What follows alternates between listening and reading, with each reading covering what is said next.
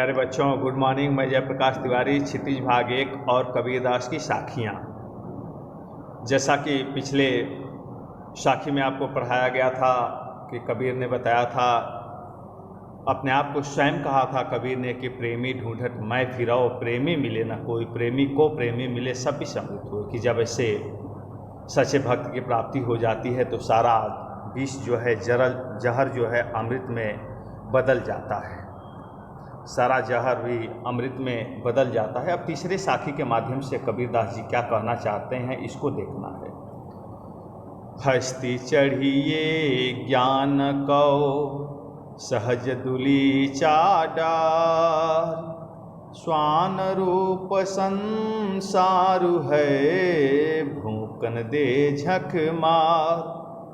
कबीरदास जी ने सांसारिक मनुष्यों को क्या कहा है कि हस्ती चढ़िए ज्ञान को सहज दुलीचा डाल। हे संसार के मनुष्यों, तुम ज्ञान रूपी हाथी के ऊपर बैठने का प्रयास करो।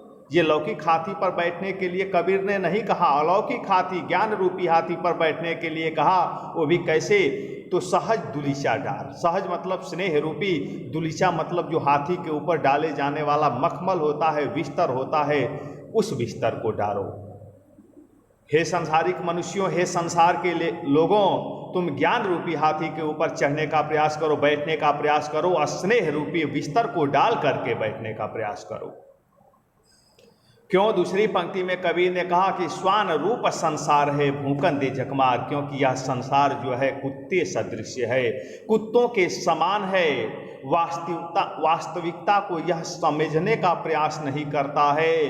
भूखन दे झकमार, केवल देख करके ये केवल भौंकने का कार्य करेंगे। ये सांसारिक जो मनुष्य हैं, ये संसार में भवसागर में बंधे हुए, मोह माया के जंजाल में बंधे हुए जो ये स्वान रूपी संसार है, ये वास्तविकता को समझने का प्रयास नहीं करेगा, बल्कि केवल आवाज लगाएगा, केवल भौंकने का प्रयास करेगा। अब इस कविता की, इस साखी की विशेषता है कि कबीर ने साखी को सहजता का व्यवहार करने की सीख दी है। दूसरा है, संसार को ज्ञानियों पर कटाक्ष करने वाला बताया है कि यह संसार जो है ज्ञानियों पर, जो ज्ञान मार्ग पर चल रहा है, उस पर लोग कटाक्ष करेंगे, भौंकेंगे। इसमें रूपक अलंकार की छटा विद्यमान है। झांक मारना मुहावरे का प्रयोग हुआ है। अब चौथी साखी का हम लोग अध्ययन करते हैं। पखा पखी के कारण सब जग रहा भुलान, निरपक हो यके हरि भजय सोई संत सुजान। कबीर ने कहा इस साखी में कबीर ने संत और सज्जन अर्थात चतुर के अर्थ में की परिभाषा दी है। कबीर बताते हैं कि संत और सज्जन किसे कहते हैं, उनकी मान्यता क्या है, ये देखना है। कि पखा पखी के कारण सब जग रहा भुलान। पखा पखी, पख मतलब पक्ष और अपक्षी मतलब विपक्ष, पक्ष और प्रतिपक्ष की बात कहा है के कारण यह संपूर्ण संसार जो है पक्ष विपक्ष के झमेले में फंसा हुआ है, भुला हुआ है।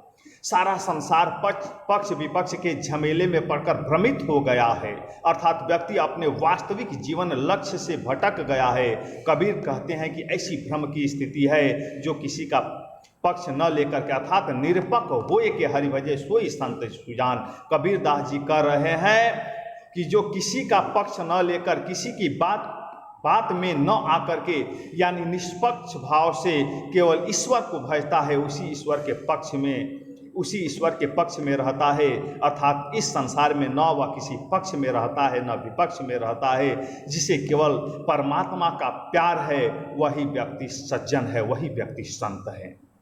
जो पक्ष और विपक्ष के झमेले से रहित हैं, वे ही व्यक्ति संत हैं। इस साखी की विशेषता क्या है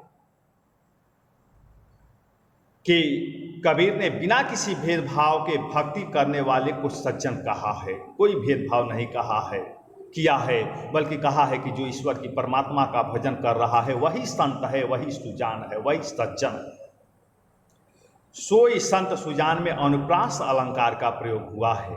सदुकड़ी भाषा का भी इसके साथ साथ प्रयोग किया गया है। प्यारे बच्चों, इस वीडियो में बस इतना ही। फिर अगले वीडियो में हम मिलते हैं। धन्यवाद।